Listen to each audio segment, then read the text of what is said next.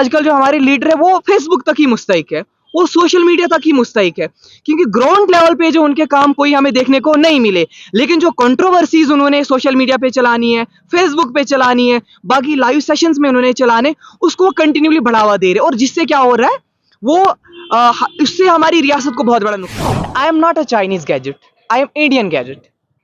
I am not a Chinese gadget, I am Indian gadget. तरीके से deputy commissioner Harvinder sir आपने देखा होगा कि पिछले 2 साल से डिस्ट्रिक्ट के अंदर रोडों के जाल बिछा दी गई। सरकार जो हमारी है, मरकजी सरकार से मैं अपील करना चाहती हूँ कि इसमें भी थोड़ा इजाफा किया जाए, ताकि जो लोग अभी भी रोड की कनेक्टिविटी से महरूम है उन तक रोड को पहुंचाया जाए। पॉलिटिक्स में आने का अभी कोई शौक तो है नहीं, लेकिन जब आएंगे तो वो दौर देखा जाओ है ना कि कुछ दिन की खामोशी है तो फिर शौर आएगा। तुम्हारा तो वक्त है, हमारा दौर आएगा। सर अस्सलाम वालेकुम, आदाब। As you all know, myself Dania. I am a social actor right now. I am working as a social activist in my blog. तो मेरा सोशल मीडिया पे आने का सिर्फ इतना ही मकसद है कि आप सबको बखूबी पता होगा कि मैं हमेशा, अगर मैं सोशल मीडिया के प्लेटफॉर्म पे जब भी मैं आती हूँ, या तो मैं रोड का मसला लेकर आती हूँ, या मैं मनरेगा का कोई मसला लेकर आती हूँ, या तो मैं एजुकेशन डिपार्टमेंट किसी के रिलेटेड में मैं कोई ना कोई मेजर इशू लेकर आती हूँ। तो मैं अगर अपनी ब्लॉक की बात करूं, हमारे ब्लॉक के अंदर, हमारी पंचायत के अंदर सबसे 2 बड़े मसले थे। एक रोड का था, एक हाई स्कूल का मसला था। And I am very grateful to worthy deputy commissioner Harvinder sir. उनकी बदौलत जो है वो आज क्लियर हो चुके हैं। उनमें कुछ मसले थे, जो डिस्प्यूट था वो क्लैरिफाई हो गया, और आज उसमें काम भी लगे। रिसेंटली उसमें MLA दिलीप साहब ने उसमें इनाग्रेशन भी की।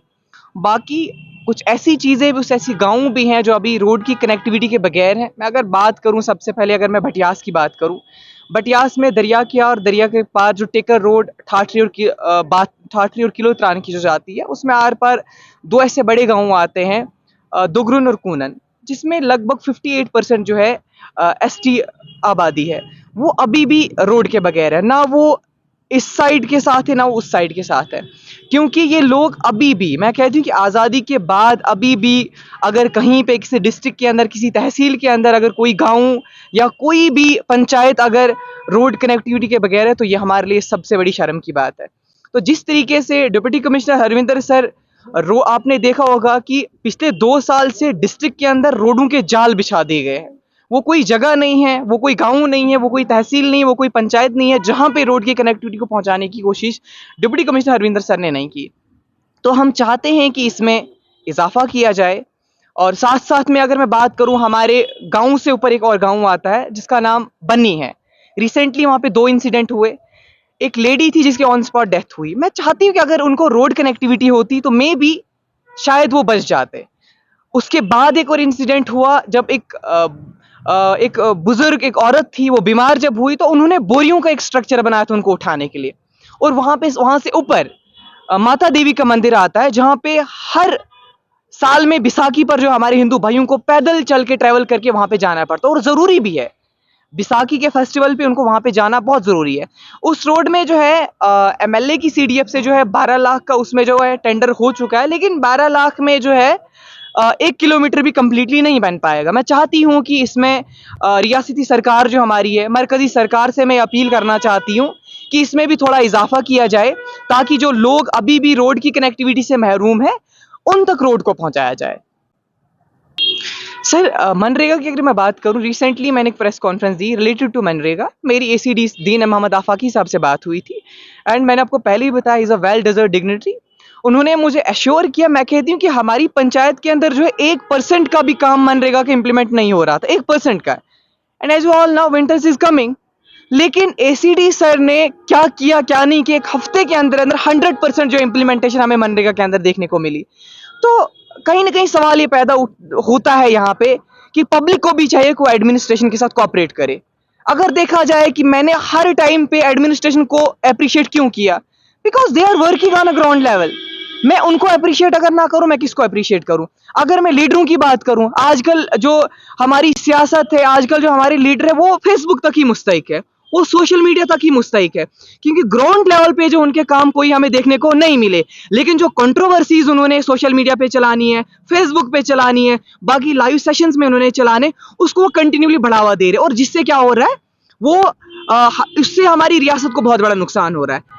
मैं अपनी जो यंग यूथ हमारी है, मैं पूरी जम्मू कश्मीर की यंग यूथ से एक रिक्वेस्ट करती हूँ कि देखिए, मिलजुल कर रियासत की तरक्की के बारे में सोचे, जिससे हमारी कंट्री को फायदा हो, जिससे हमारी रियासत को फायदा हो, जिससे हमारे डिस्ट्रिक्ट को फायदा हो, हमारे ब्लॉक को, हमारी पंचायत को, इवन कि हमारे घर में उस चीज से बदलाव आए।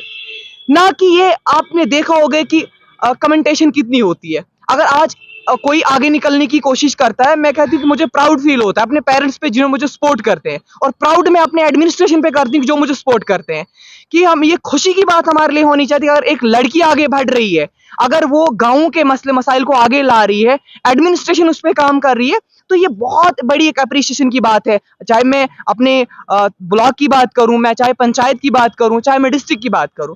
लेकिन कुछ लोग ऐसे भी हैं जो बैड कमेंट्स करते हैं, तो मुझे उन चीजों से बिल्कुल फर्क नहीं पड़ता, मैं उस चीज से काफी दूर हूं। लेकिन एक मैसेज उन तक भी पहुंचाना चाहती हूँ, और वो कुछ कौन से लोग होते हैं जो 10वीं में 10 बार फेल होते हैं और 11वीं बार उन्होंने यूपी और शिमला का सीधा मुंह देखा होता है।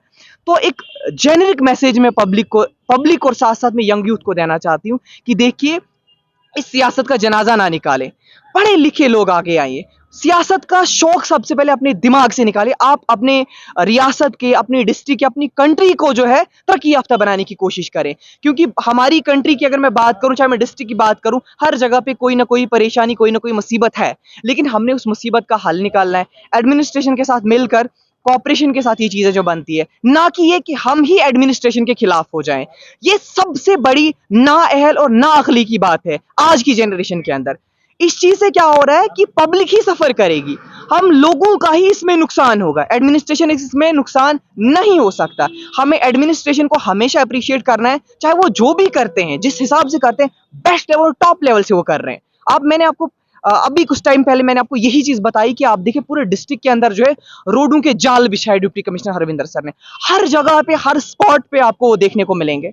तो ये हमारे लिए खुशकिस्मती की बात है कि हमारी डिस्ट्रिक्ट के अंदर एक होनहार मैजिस्ट्रेट हैं जो हर जगह पे खुद पहुंचते हैं, लोगों के मसलों को, गरीबों को मसलों को जो समझते हैं, और उनको समझने के बाद उनको हल करने की सलाहियत वो रखते हैं।